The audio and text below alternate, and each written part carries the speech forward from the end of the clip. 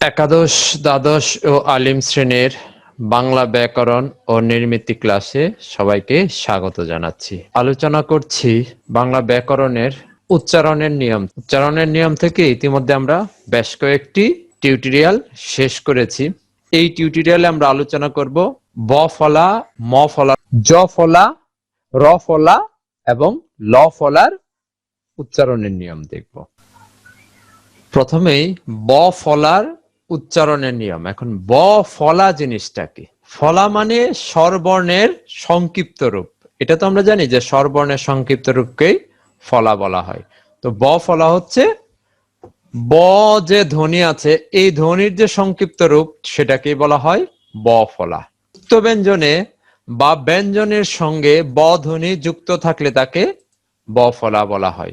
মানে কি, যুক্ত ব্যঞ্জন বা ব্যঞ্জন ধ্বনির সাথে ব ধ্বনি যুক্ত হয়ে দুইটা ব্যঞ্জন মিলে যখন একটা ধ্বনি তৈরি করে তখন তাকে ব ফলা বলে। বাংলা ব্যবহৃত এই ব ফলাগুলো হচ্ছে, বাংলায় কি কিভাবে ব ফলা হয়, কার সাথে যুক্ত হয়ে ব ফলা হয়?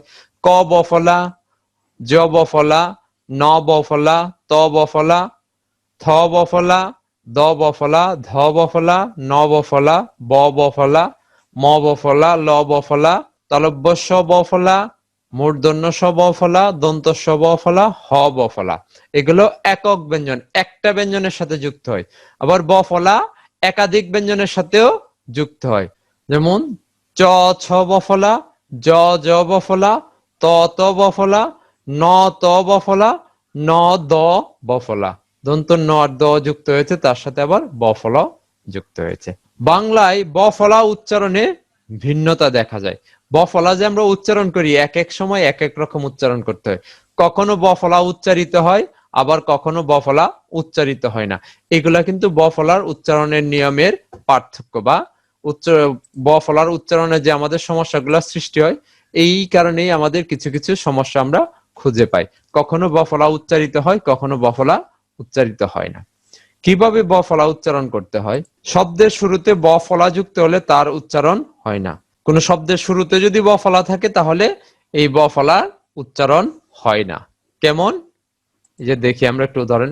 ধ্বনি ধ ব, এটা যুক্ত ব্যঞ্জন ধর সাথে শুরুতে যুক্ত হয়েছে, এই কারণে ধ্বনিতে ধ্বনি ব ফলার কিন্তু কোনো উচ্চারণ নাই। জ্বালা, ত্বক, সত্য, সত্য। শব্দের মধ্যে বা শেষেও ব ফলা অনুচ্চারিত থাকে, তবে তা আশ্রয়ী ব্যঞ্জনের দ্বিত্ব উচ্চারণ ঘটায়। ব ফলা কখনো কখনো শব্দের মাঝখানে, আবার মাঝখানে বা কখনো শব্দের শেষে ও অনুচ্চারিত থাকে। মানে কি, ব ফলার উচ্চারণ হয় না। তবে এই ক্ষেত্রে ব ফলা আরেকটা কাজ করে, যে ধ্বনির সাথে সে যুক্ত হয়ে যুক্ত ব্যঞ্জন তৈরি করেছে সেই ধ্বনির উচ্চারণের দ্বিত্ব ঘটায়। দ্বিত্ব মানে কি, দুইবার উচ্চারিত হয়, ওই ধ্বনিটা দুইবার উচ্চারিত হয়। যেমন অশ্ব, আমরা কি বলছি? অশ্ব। এখানে যে স আছে, স কয়বার উচ্চারিত হচ্ছে? দুইবার হচ্ছে, এবং কিছুটা অবধ হয়ে যায়। দাসত্ব, দাসত্ব, ত সাথে যুক্ত হচ্ছে, ত দ্বিত্ব হয়েছে। পক্ক মানে কি, পাকা, পক্ক। বিদ্যান, এখানে দশ সাথে যুক্ত হয়েছে, দ ব ফলা, ব ফলা দকে দ্বিত্ব করেছে। যুক্ত ব্যঞ্জনের সাথে অর্থাৎ দুইয়ের বেশি ব্যঞ্জনের সঙ্গে ব ফলা যুক্ত হলে ব অনুচ্চারিত থাকে। একাত অনুচ্চারিত থাকে, আরো দুইজনের সাথে যদি যুক্ত হয় সেক্ষেত্রে তার আসলে অবস্থান জানান দেওয়ার কোনো সুযোগই থাকে না।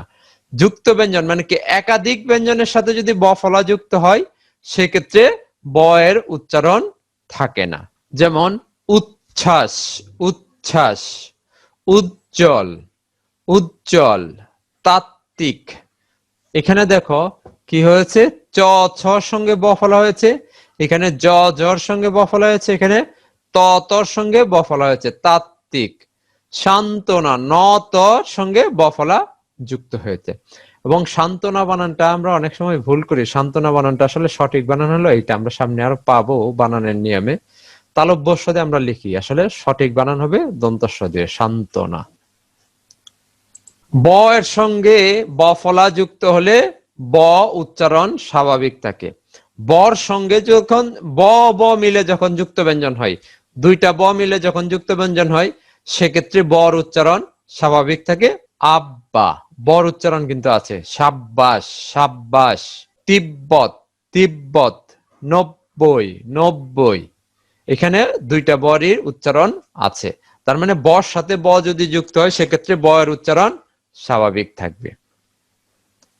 মর সঙ্গে যদি ব ফলা যুক্ত হয়, মর সঙ্গে ব ফলা যুক্ত হলে ব উচ্চারণ স্বাভাবিক থাকে। বর সঙ্গে ব যুক্ত হলে স্বাভাবিক থাকে, আবার মর সঙ্গে ব যুক্ত হইলেও তার উচ্চারণ স্বাভাবিক থাকে। যেমন গম্বুজ, 60 গম্বুজ, আমরা বলি না 60 গম্বুজ মসজিদ, গম্বুজ। নীলাম্বর, নীলাম্বরী নীলাবরণ, গানটা শুনেছ? নীলাম্বর, নীল অম্বর, অম্বর মানে কি নীল আকাশকে বোঝানো হয়। নীলাম্বর। সম্বোধন, মর সাথে ব যুক্ত হয়েছে, সম্বোধন, বর উচ্চারণ কিন্তু ঠিক আছে। লম্বা, এখানে মর সঙ্গে ব ফলা যুক্ত হলে বর উচ্চারণ স্বাভাবিক হয়। গ এর সঙ্গে ব ফলা যুক্ত হলে বর উচ্চারণ স্বাভাবিক হয়। গ সঙ্গে যখন ব ফলা যুক্ত হয়, সেক্ষেত্রেও ব এর উচ্চারণ স্বাভাবিক থাকে। যেমন ঋগ্বেদ, ঋগ্বেদ। দিক বলয়, গ সঙ্গে ব ফলা, দিক বলয়। দিক বিদিক, দিক বিজয়, বর উচ্চারণ স্বাভাবিক আছে। শব্দের মধ্যে বা শেষে দর সঙ্গে ব ফলা যুক্ত হলে ব উচ্চারণ স্বাভাবিক থাকে।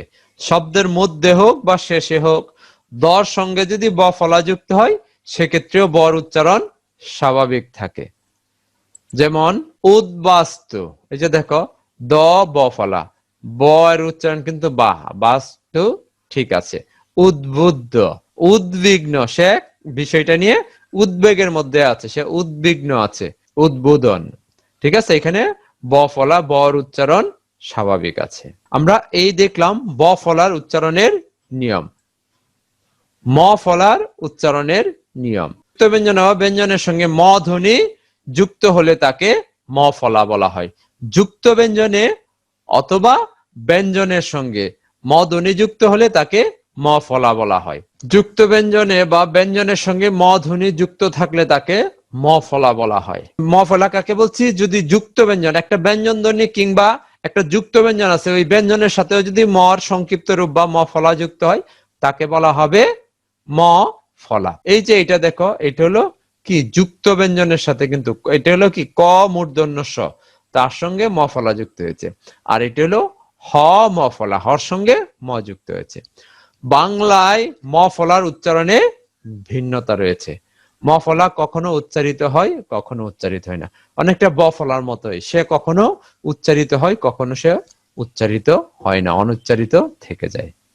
গ, অ, ন, ন, ম, ল এর সঙ্গে ম ফলা যুক্ত হলে ম এর উচ্চারণ বজায় থাকে। বজায় থাকে মানে কি, মর উচ্চারণটা স্বাভাবিকই থাকে। গর সঙ্গে যুক্ত হইলে কিংবা অর সঙ্গে যুক্ত হইলে কিংবা মূর্ধন্য ন, দন্তন্য ম, ল, এই কয়টা ধ্বনির সঙ্গে যখন ম ফলা যুক্ত হবে, তখন ম ফলার উচ্চারণ স্বাভাবিক থাকবে। যেমন বাগ্মী, বাগ্মী, ঠিক আছে। যে আসলে ভালো বক্তৃতা করে তাকে আমরা কি বলি? বাগ্মী।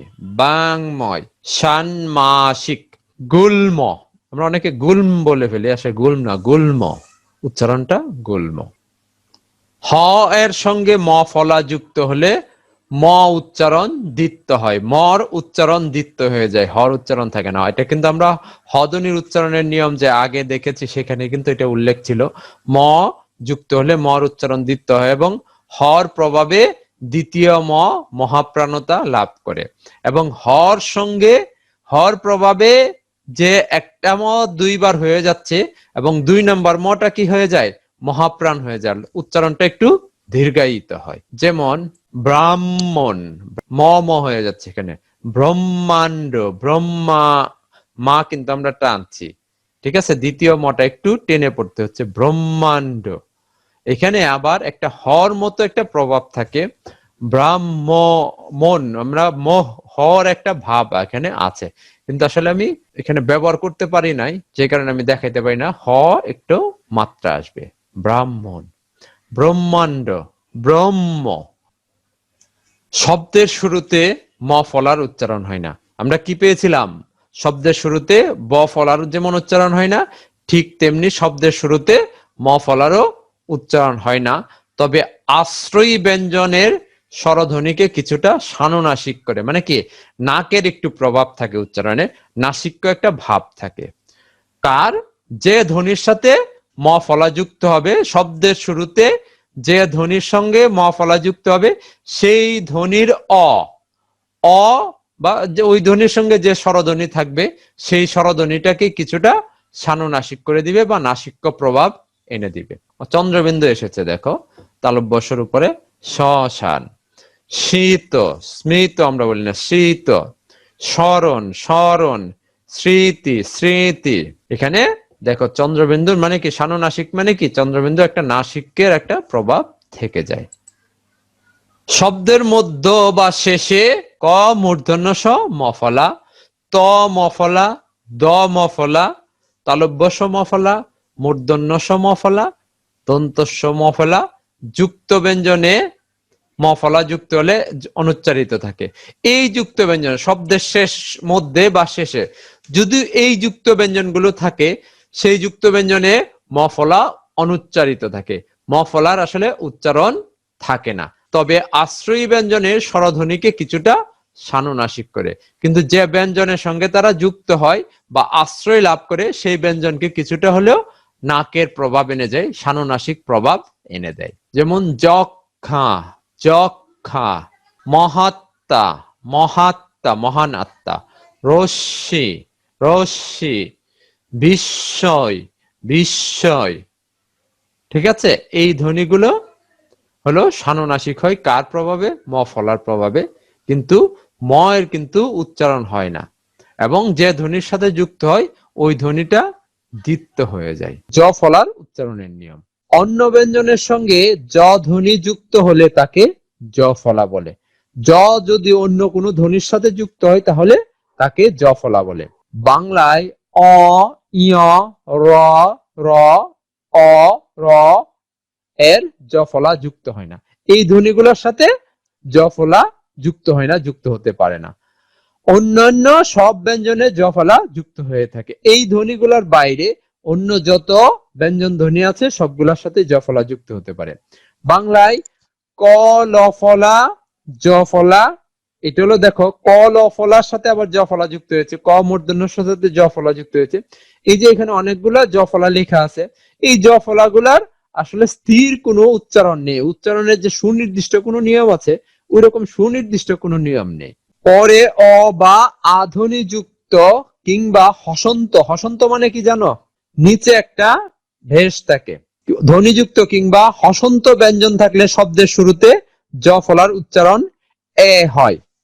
যদি শব্দের পরে অ বা আধনিযুক্ত কিংবা হসন্ত ব্যঞ্জন থাকলে, আমরা একটু উদাহরণ দেখি তাহলেই বুঝবো।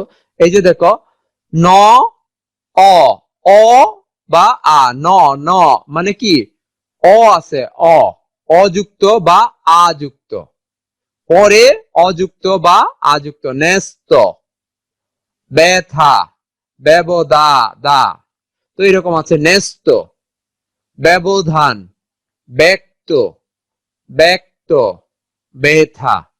এই পরে অ আধনিযুক্ত কিংবা হসন্ত ব্যঞ্জন থাকলে শব্দের শুরুতে জ ফলার উচ্চারণ এ হয়, ন্যস্ত। এই যে দেখো উচ্চারণ একার হয়েছে, বেশ, ব্যবধান, ব্যক্ত, ব্যথা, এখানে একটা আকার বাদ পড়েছে, ব্যক্ত। শব্দের গোড়ায় মানে কি শব্দের শুরুতে আকার যুক্ত জ ফলার উচ্চারণ এ হয়, অজ ফলা আকার। এ এ ধ্বনির যে আমরা দুইটা উচ্চারণ দেখেছি না, একটা সংবৃত আর একটা বিবৃত উচ্চারণ। এ ধ্বনির স্বাভাবিক উচ্চারণ এবং অ ধ্বনির বিবৃত, একটা ধ্বনি কিন্তু তার উচ্চারণ হলো দুইটা। শব্দের গোড়ায় আকার যুক্ত জ ফলার উচ্চারণ এ হয়, যেমন খেত, খেত, খেত, এটা যেটা আছে আ, আ, এই যে জ ফলার পরে কি আ আছে, এটা কি এ উচ্চারণ করে। ব্যাকরণ, ব্যাকরণ, বেধি, বেধি, ন্যায়, ন্যায়, অজফলা আকার। জ ফলার পরে রস্বই বা দীর্ঘই ধ্বনি থাকলে জ ফলার উচ্চারণ এ হয়। রস্বই এবং দীর্ঘই থাকলে রস্বই দীর্ঘের পরিবর্তে কি হয়? এ হয়। কিভাবে দেখো, ব্যক্তি, ব্যক্তি, যে জ ফলার পরিবর্তে কি হয়েছে? একার হয়েছে। জ ফলার পরে ই, এই যে রস্বই, এটা কি রস্বই। রস্বই থাকলে বা দীর্ঘই থাকলে জ ফলার উচ্চারণ কিসের মতো হয়ে যায়? এর মতো হয়ে যায়। ব্যক্তি, যে একার। ব্যতিক্রম, ব্যতিক্রম। ব্যক্তিত্ব, ব্যক্তিত্ব। ব্যতীত, ব্যতীত। এই উচ্চারণগুলা ই বা রস্বই বা দীর্ঘইর কারণে এর মতো উচ্চারণ হয়ে যায় জ ফলা। শব্দের শেষে আকারযুক্ত জ ফলা থাকলে তার উচ্চারণ এ না হয়ে আ হয় এবং আশ্রয়ী ব্যঞ্জনের দ্বিত্ব হয়। শব্দের শেষে যদি আকারযুক্ত জ ফলা থাকে, শব্দের শেষ অংশে থাকবে। কেমন? এই যে দেখো, বিদ আ, আ আছে। এই আর ক্ষেত্রে কি হচ্ছে? আশ্রয়ী ব্যঞ্জন দ্বিত্ব হচ্ছে। যে দটা হলো আশ্রয়ী ব্যঞ্জন, সে হচ্ছে দ্বিত্ব, এবং এই যে উচ্চারণে কি হয়ে যাচ্ছে? আকার হয়ে যাচ্ছে। আকারই বলবৎ থাকছে। এখানে অজফলা আকার হবে না, অজফলা হবে না, এখানে শুধু আকার হবে। আর যে ব্যঞ্জনটা থাকবে সেই ব্যঞ্জনটা কি? দ্বিত্ব হয়ে যাবে। বিদ্যা, মিথ্যা, হিস্সা, হত্যা। দেখো, এই যে ত দ্বিত্ব হয়ে গেছে, স দ্বিত্ব হয়েছে, ত দ্বিত্ব হয়েছে, দ দ্বিত্ব হয়েছে। শব্দের মধ্যে বা শেষে কোনো ব্যঞ্জনে জ ফলা থাকলে সে ব্যঞ্জনের উচ্চারণ দ্বিত্ব হয়। শব্দের মাঝখানে বা শেষে কোনো ব্যঞ্জনের সাথে জ ফলা যুক্ত হলে সে ব্যঞ্জনের উচ্চারণ দ্বিত্ব হবে। যেমন অদ্য, অদ্য, দ দুইবার উচ্চারিত হচ্ছে, কিন্তু অদ্য জ ফলা কিন্তু উচ্চারিত হচ্ছে না। কন্যা, জ ফলা কিন্তু উচ্চারিত হচ্ছে না। তথ্য, তথ্য। লভ্য, এখানে জ ফলার কোনো উচ্চারণ থাকছে না। এটা কি হয়ে যাচ্ছে? সংশ্লিষ্ট যে ব্যঞ্জন আছে সেই ব্যঞ্জনটাকে দ্বিত্ব করে দিচ্ছে। রেফ এর উচ্চারণ। রেফ, রেফ তো আমরা জানি যে আমি আসলে এই নিকোশ ব্যান্ড ফন্টে করেছি। নিকোশ ব্যান্ড ফন্টে আলাদা করে রেফ লেখা যায় না, সেই কারণে আমি এখানে র উপরে রেফটা দেখিয়েছি। রেফ হলো বর্ণের উপরে এরকম একটা আকৃতি বা এরকম একটা চিহ্ন থাকে, সেটাকে বলা হয় রেফ। রেফ হলো রর ই আরেকটা রূপ। র কে আমরা দুইটা রূপে ব্যবহার করি, একটা রেফ আর একটা হলো র ফলা। আমরা রেফের পরে দেখবো কি? র ফলা। কোন ব্যঞ্জনের আগে র ধ্বনি যুক্ত হয়ে যুক্ত ব্যঞ্জন গঠিত হলে সেই র এর চিহ্ন হচ্ছে রেফ। এই রেফটা হলো যে ব্যঞ্জনের সাথে যুক্ত হয়েছে সেই ব্যঞ্জনের আগে যুক্ত হবে। আর র ফলা হলো যে ব্যঞ্জনের সাথে যুক্ত হবে তার পরে যুক্ত হবে। রেফ হলো আগে যুক্ত হয় আর র ফলা হলো পরে যুক্ত হয়। রেফ যে ব্যঞ্জনের আগে উচ্চারিত হয় লেখার বেলায় রেফ সেই ব্যঞ্জনের মাথার উপরে বসে আছে। প্রমিত বাংলা উচ্চারণে রেফের হলন্ত বা খণ্ডিত উচ্চারণ হয়। হলন্ত এবং খণ্ডিত, হ যুক্ত এরকম খণ্ডিত উচ্চারণ হয়।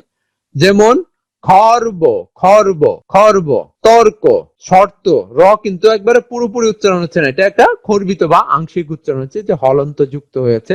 সর্প। এই হলো রেফের উচ্চারণ। র ফলার উচ্চারণ আমরা একটু আগেই বলেছি।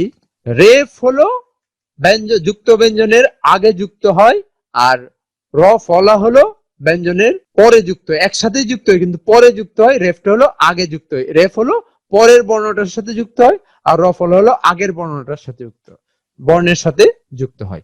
ব্যঞ্জনের সঙ্গে যুক্ত হয়ে র যুক্ত ব্যঞ্জন গঠন করলে তাকে র ফলা বলে। র যদি ব্যঞ্জনের সাথে যুক্ত হয়ে যুক্ত ব্যঞ্জন গঠন করে তাকে র ফলা বলে। র ফলা, এই যে নিচে একটা এরকম চিহ্ন থাকবে, র ফলা চিহ্ন ব্যঞ্জনের নিচে বসে, এবং র ফলা চিহ্নটা কোথায় বসে? ব্যঞ্জনের, যে ব্যঞ্জনের সাথে যুক্ত হয় সেই ব্যঞ্জনের নিচে বসে। শব্দের শুরুতে র ফলা থাকলে নিহিত অধ্বনি ও এর মতো উচ্চারণ হয়। শব্দের শুরুতে যদি র ফলা থাকে তাহলে এর ওর সাথে যে রর সাথে যে অধ্বনি থাকে, অধ্বনির উচ্চারণ ও এর মতো হয়। এটাকে আসলে ওবদ বলে। যেমন আমরা যদি বলি প্রথম, প্রথম কিন্তু না, প্রথম।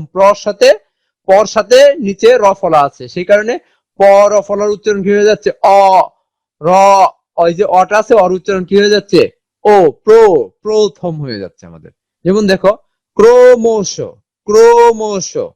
ত্রয়ী, ত্রয়ী, ত্রয়ী বলি না কিন্তু আমরা, ত্রয়ী।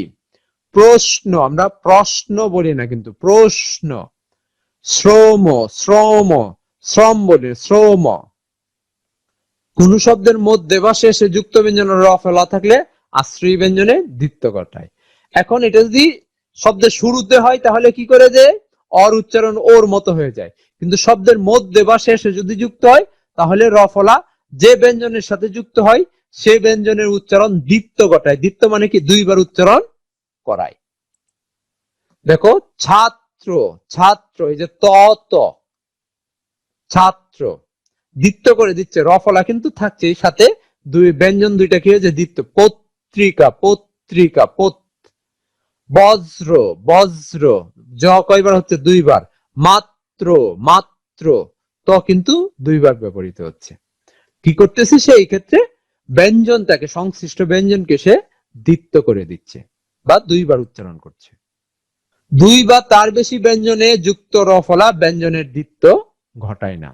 যদি শব্দের মধ্যে বা শেষে থাকে আমরা বলেছি যে দ্বিত্ব ঘটায়, কিন্তু এটা যদি দুই বা তার বেশি মানে কি একটা যুক্ত ব্যঞ্জন আগেই ছিল তার সাথে যদি র ফলা যুক্ত হয় সে আসলে তাকে আর কোনো পরিবর্তন করতে পারবে না। একাধিক ব্যঞ্জনের সাথে যখন যুক্ত হয় র ফলা তখন সে আর ব্যঞ্জনের দ্বিত্ব ঘটাতে পারে না।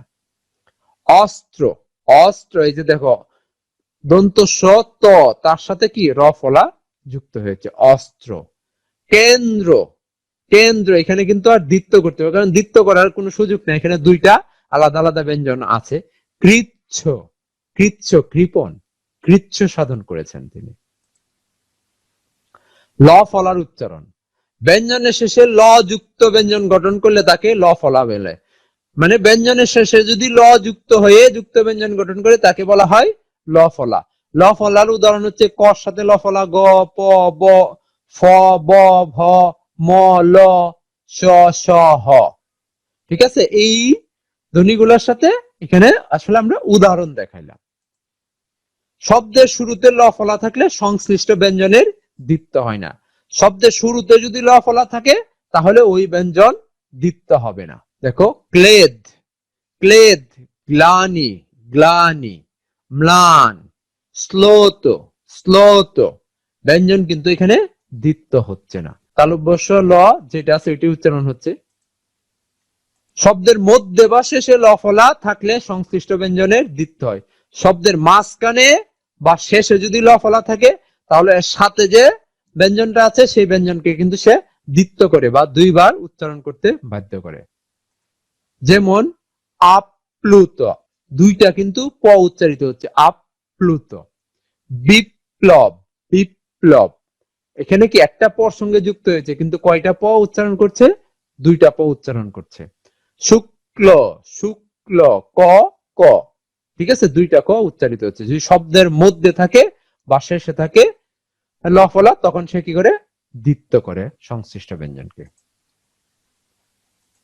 ল ফলার প্রভাবে তালব্য স তার তালব্য উচ্চারণ হারিয়ে দন্তমূলীয় স এর মতো উচ্চারিত হয়, দন্ত স্বর মতো উচ্চারিত হয়, তালব্য স্বর মতো আর উচ্চারিত হয় না, বা অনেকটা বাধাহীন, তালব্য স্বর উচ্চারণটা অনেকটা বাধাহীন থাকে কিন্তু তালব্য স্বর মতো উচ্চারণ হয় না, উচ্চারণ হয় হলো দন্ত স্বর মতো। যেমন দেখো অশ্লীল, অশ্লীল, শ্লীল নয় অশ্লীল।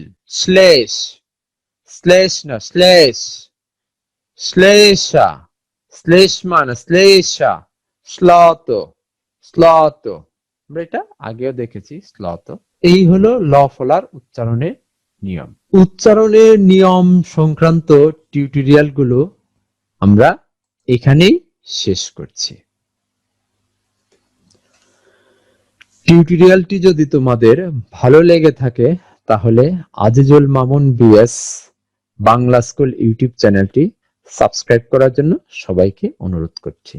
পাশাপাশি টিউটোরিয়ালটি শেয়ার করে অন্যদের দেখার সুযোগ করে দেওয়ার অনুরোধ রাখছি।